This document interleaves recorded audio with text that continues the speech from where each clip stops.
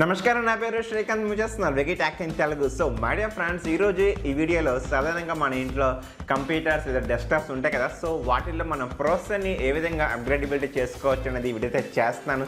So definitely మీకు ఉపయోగపడిద్ది అనే ఉద్దేశంతో ఈ వీడియో అయితే ప్రొడ్యూస్ చేస్తాను. So any how let's start the show. ఒక ఫ్లిప్కార్ట్ ప్యాకేజింగ్ చూసుకోవచ్చు. మనకి చాలా సింపుల్గా ఒక కార్డ్బోర్డ్ బాక్స్లో అయితే ఇవ్వడం జరిగింది ఈ విధంగా. సో మనకి ఈ ప్రాసెసర్ అయితే ఇంటెల్ ఇప్పుడైతే మ్యానుఫ్యాక్చరింగ్ అయితే చేయట్లేదు.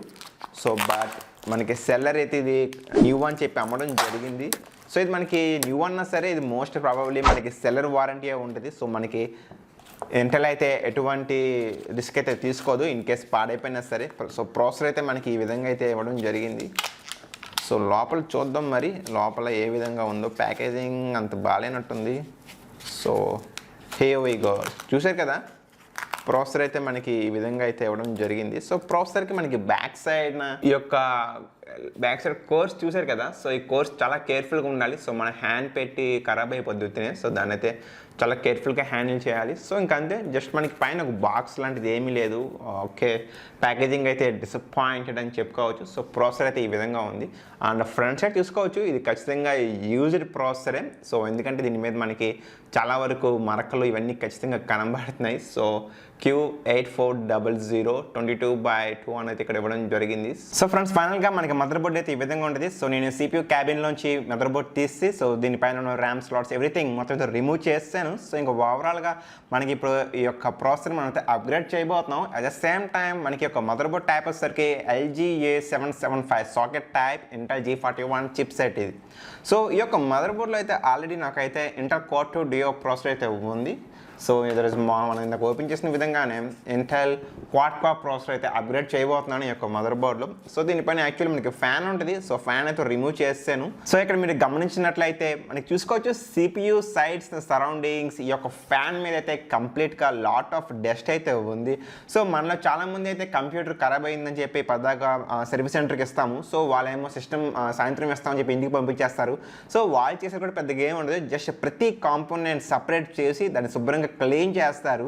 సో మళ్ళీ ఆటోమేటిక్గా మనకి సిస్టమ్ అనేది వర్క్ అవడానికి ఛాన్సెస్ చాలా ఎక్కువ ఉంటాయి. సో ఒకవేళ పార్ట్ కానీ ఫెయిల్ అయిందంటే అది మనకి different story. So most probably మీ CPU కానీ పనిచేయట్లేదంటే జస్ట్ ఏం లేదు, ప్రతి వైర్ని ఇంటర్నల్ కాంపోనెంట్స్ని సపరేట్ చేసేయండి ఈ విధంగా. అండ్ ఈ విధంగా అయితే చేసిన తర్వాత హ్యాపీగా బ్రష్ ఉంటుంది కదా, సో బ్రష్ అయితే ఈ యొక్క సైడ్స్ మొత్తం కార్నర్స్ నాకైతే CPU యొక్క ప్రాసెసర్ లోపల కూడా డస్ట్ అయితే ఉంది. సో ఎవ్రీథింగ్ అయితే క్లీన్ చేసుకోండి నీట్గా. సో ఒకటి గుర్తుపెట్టుకోండి, మనకి ప్రాసెసర్ లోపల ఈ యొక్క లివర్ పైకి ఎత్తినప్పుడు మనకి ప్రాసెసర్ బ్రాకెట్ ఓపెన్ అయిపోద్ది కదా. సో దాంట్లో మాత్రం డస్ట్ వెళ్ళకూడదు, చాలా కేర్ఫుల్గా ఉండండి. సో ఈ యొక్క పైన జస్ట్ ఈ విధంగా అలాగా క్లీన్ చేస్తే మనకేం మంచిది. సో నెక్స్ట్ టైం మన CPU అనేది సూపర్ ఫాస్ట్గా అయితే పనిచేస్తుంది. యాజ్ ద సేమ్ టైం మనకి ఫ్యాన్లో కూడా అయితే చాలా వరకు డస్ట్ అయితే ఉంది. సో చాలామంది పట్టించుకోరు ఇవేమి. సో ఫ్యాన్ కూడా అయితే ఇక్కడ చూసారా బూజ్ ఎగురుతుంది ఈ కార్నర్స్లో. సో ఫ్యాన్ కూడా మనం ఖచ్చితంగా అయితే క్లీన్ చేయాలి. సో ఫ్రెండ్స్, నేనైతే ఫైనల్గా ఈ ఫ్యాన్ని పక్కకు తీసుకెళ్తే శుభ్రం చేస్తాను. సో ఫ్యాన్ కూడా మనకైతే రెడీ అయిపోయింది. సో ఇప్పుడు మనం ఏం చేద్దామంటే ఈ లివర్ని అయితే కేర్ఫుల్గా లిఫ్ట్ చేద్దాం. సో మదర్ బోర్డ్ని అడ్జస్ట్ చేసుకోండి మీకు అనుకూలంగా. సో తర్వాత మీరు చూసారు కదా ఇక్కడ లివర్ ఉంది కదా. సో ఈ లివర్ని ఇలా జస్ట్ కిందకి ప్రెస్ చేసి సైడ్కి అంటే ఆటోమేటిక్గా మనకైతే ఇది ఓపెన్ అయిపోద్ది బ్రాకెట్ కంప్లీట్గా. సో బ్రాకెట్ ఓపెన్ అయినాక మనకి ఇదంతా ఇలా వచ్చేస్తుంది. సో ఇది మనకి ప్రాసెసర్ ఏరియా. సో ఈ యొక్క ప్రాసెసర్ ఏరియా కార్నర్లో కూడా లైట్గా డస్ట్ అయితే ఉంది. సో నేను ఏం చేస్తున్నానంటే చాలా కేర్ఫుల్గా ఉండాలి, ఎందుకంటే డస్ట్ అనేది ఒక ప్రాసెసర్ లోపలికి వెళ్ళిందంటే తలనొప్పి అయిపోద్ది.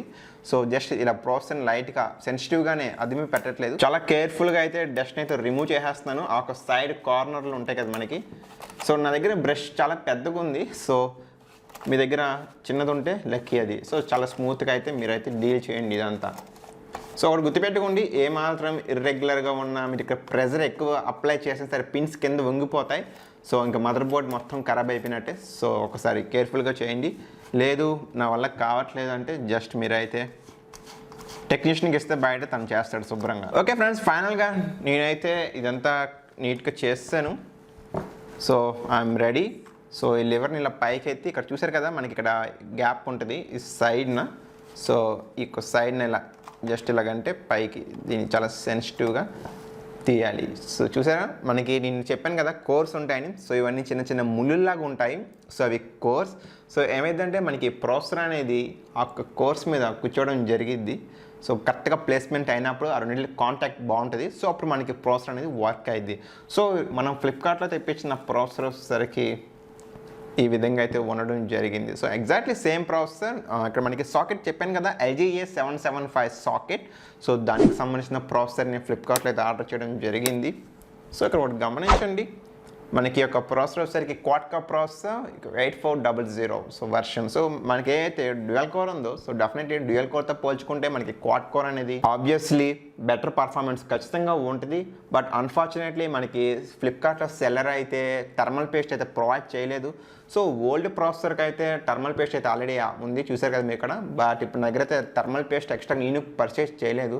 బట్ ఎనీ హౌ మనకి ఫ్యాన్ ఉంటుంది కదా, లైట్గా ఫ్యాన్ పైన అయితే అది లైట్గా ఉంది. సో ఎనీ హౌ ఇది పెద్ద నెగ్లిజిబులే ఈ పైది కూడా. సో ఇంకెనీ హౌ ఇలాగే ఇంకా యూజ్ చేస్తాను నేనైతే. సో జాగ్రత్తగా దీన్ని అయితే ప్లేస్మెంట్ చేద్దాం. సో గమనించండి, మనకి ప్రాసెసర్ మీద పర్టికులర్గా ఈ యొక్క ఏరియాలో మనకి ఒక ట్రయాంగిల్ సింబల్ ఉంది కదా. సో ఎగ్జాక్ట్లీ మనకి ఈ యొక్క ఏరియాలో కూడా బ్రాకెట్లో మనకి ఈ కార్నర్లో అయితే ట్రయాంగిల్ సింబల్ అయితే ఉంటుంది. సో ఆ సింబల్కి అయితే మనం మ్యాచ్ చేయగలగాలి. అట్ ద సేమ్ టైం ఇక్కడ మీరు చూసారా ప్రాసెసర్కి టాప్ సైడ్లో కట్ అయింది కదా ఈ ఏరియాలో. సో ఎగ్జాక్ట్గా మనకి బ్రాకెట్లో మనకైతే కట్ అవ్వడం జరిగింది. అండ్ టాప్లో మనకైతే నాచ్ ఉంది. యాక్చువల్లీ కట్ అనకూడదు, నాచ్ అంటే అర్థమైంది మీకు. సో మనకి టాప్లో బాటంలో నాచ్ అయితే ఉంది. సో ఆ నాచ్కి అయితే మ్యాచ్ చేయగలగాలి మనం. సో ఈ విధంగా మనం అయితే ప్రాసెసర్ని కేర్ఫుల్గా అయితే ప్లేస్మెంట్ చేద్దాం. సో టెన్షన్ పడకండి, ఏం కాదు, జస్ట్ స్లోగా సెన్సిటివ్గా మీరైతే ప్రాసెసర్ని కూర్చోపెట్టండి. సో ప్రాసెసర్ని దాంట్లో కూర్చోపెట్టిన తర్వాత ప్రెస్ చేయొద్దు, పిన్స్ నలుగుతాయి కింద. సో జస్ట్ ఈ లివర్ని ఇలా క్లోజ్ చేసిన తర్వాత బ్రాకెట్ని, సో తర్వాత ఈ లివర్ని అయితే ఇలా కిందకి లాక్కి వెళ్ళి ఇలా సైడ్కి అంటే ఆటోమేటిక్ ఇక్కడ లాక్ అయిపోద్ది. సో మనం హ్యాపీగా అయితే ప్రాసెసర్ని అయితే ఈ యొక్క మదర్ బోర్డ్ అయితే ప్లేస్మెంట్ చేసాం. సో తర్వాత స్టెప్ మనకు తెలిసింది, మనకి థర్మల్ పేస్ట్ ఇక్కడ అప్లై చేయాలి. బట్ చెప్పాను కదా నా దగ్గర థర్మల్ పేస్ట్ అయితే లేదు. సో ఇంకా నెక్స్ట్గా మనం అయితే ఈ యొక్క ఫ్యాన్ అయితే ఇంకా ప్లేస్మెంట్ చేసి మళ్ళీ మనం మొత్తం అసెంబుల్ చేసుకోవడం. సో ఫ్రెండ్స్ ఫైనల్గా మనం అయితే ఫ్యాన్ అయితే ఫిక్స్ చేస్తాం మదర్ బోర్డ్ మీద. సో ఇంక నెక్స్ట్ స్టెప్ మనకు తెలిసిందే, క్యాబిన్లో ఇదైతే మదర్ బోర్డ్ ప్లేస్మెంట్ చేసి సో ప్రతి component, data cables, power supplies, SATA cables everything అయితే కనెక్ట్ చేసేద్దాం. సో అంతా నేను చూపించలేదు, మీకు తెలుసు అనుకుంటున్నాను. So let's go there. So well friends, చూసారు కదా మనకి ప్రాసెసర్ అప్గ్రేడబిలిటీ అనేది చాలా ఈజీ స్టెప్. బట్ వాటి గమనించండి, మీరు ప్రాసెసర్ని మదర్ బోర్డ్ని తీస్తున్నప్పుడు ఎట్ ద సేమ్ టైం మళ్ళీ ప్రాసెసర్ని, న్యూ ప్రాసెసర్ని, అప్గ్రేడబిలిటీ ప్రాసెసర్ని మదర్ బోర్డ్లో ప్లేస్మెంట్ చేస్తున్నప్పుడు చాలా కేర్ఫుల్గా ఉండండి. అండ్ సెకండ్గా డస్ట్ అనేది ఆ యొక్క ప్రాసెసర్కి మదర్ బోర్డ్కి మధ్యలో మాత్రం ఎట్టి పరిస్థితిలో వెళ్ళకూడదు. సో మనకి అది ఇష్యూ అయింది. ఇంక నెక్స్ట్గా మనం చూసుకోవాల్సింది, మీరు కానీ ప్రాసెసర్ని అప్గ్రేడబిలిటీ చేసుకోవాలంటే మెయిన్గా కంపెనీ మీ యొక్క పర్టికులర్ మదర్ బోర్డ్ యొక్క కంపెనీ వెబ్సైట్లోకి వెళ్ళండి. సో అక్కడ మీకు మీ మదర్ బోర్డ్ మోడల్ నెంబర్ కొడితే మనకి ఓపెన్ అయ్యింది కదా. సో మీ యొక్క మదర్ బోర్డ్ అనేది మీరు ఏ యొక్క పర్టికులర్ ప్రాసెసర్కి అప్గ్రేడబిలిటీ అవ్వాలనుకుంటున్నారో దాని యొక్క కంపాక్టిబిలిటీ ఉందా లేదా కంపల్సరీగా చెక్ చేసుకోండి. అట్ ద సేమ్ టైం మన యొక్క మదర్ బోర్డ్ యొక్క సాకెట్ టైప్ ఉంటుంది, సాకెట్ నెంబర్ తెలుసుకోవాలి. అండ్ మన యొక్క మదర్ బోర్డ్ చిప్ సెట్ కూడా తెలుసుకోవడం చాలా మంచిది. సో ఆ తర్వాత కన్ఫర్మేషన్ అయిన తర్వాతే మీరు ప్రాసెసర్ని అయితే పర్చేస్ చేయండి, లేదంటే మనీ వేస్ట్ అయిపోయింది. సో చూసారు కదా నా యొక్క కంప్యూటర్ యొక్క మదర్ బోర్డ్ అనేది 2011 ఆ యొక్క టైం పీరియడ్లోది. సో నా యొక్క మదర్ బోర్డ్ యొక్క సాకెట్ టైప్ వచ్చేసరికి LGA775. సో చాలా ఓల్డ్ సాకెట్ అని చెప్పుకోవచ్చు. అదే కానీ ప్రెజెంట్ మనం ఇంటెల్ యొక్క motherboard latest socket type చూసుకుంటే LGA1200 సిరీస్. So definitely Intel i10 processor, Intel i9 processor upgradeability ఖచ్చితంగా చేసుకోవచ్చు. ఐ మీన్ ఈజీగా అయితే అప్గ్రేడ్, ఈవెన్ 11th జనరేషన్ కూడా అప్గ్రేడబిలిటీ చేసుకోవచ్చు. బట్ మీరు కానీ AMD మదర్ బోర్డ్ కానీ పర్చేస్ చేయాలి అనుకుంటే మనకి AMDలో ప్రజెంట్ చూసుకుంటే AM4 సాకెట్ అయితే అవైలబిలిటీ అయితే వస్తుంది.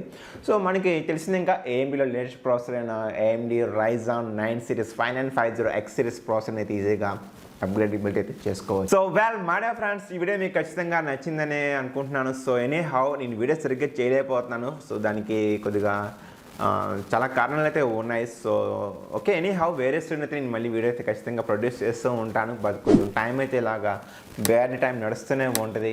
సో ఇంకా అది మనం తీయలేము, కొన్ని ఫ్యామిలీ ప్రాబ్లమ్స్ ఇవన్నీ మనం కెమెరా ముందు కూర్చొని ఇవన్నీ ఎక్స్ప్లెనేషన్ చేసి సింపతి పొందడం ఇవన్నీ కరెక్ట్ కాదు. సో ఎనీ హౌ కొద్దిగా టైం తీసుకుంటున్నాను, సారీ.